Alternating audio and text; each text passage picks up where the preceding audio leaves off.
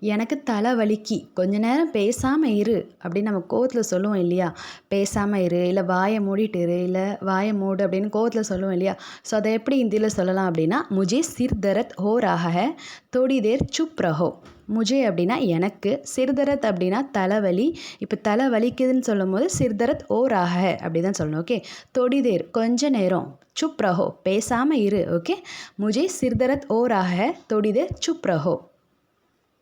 என்னை பற்றி பேசாத அப்படின்னு நம்ம கோவத்தில் சொல்லுவோம் இல்லையா? எப்படி ஹிந்தியில் சொல்லலாம்? மேரே பாரேமே பாத் மத் கரோ. மேரே பாரேமே அப்படின்னா என்னை பற்றி பேசாத அப்படின்றதுக்கு ஹிந்தியில் பாத் மத் கரோ. ஓகே.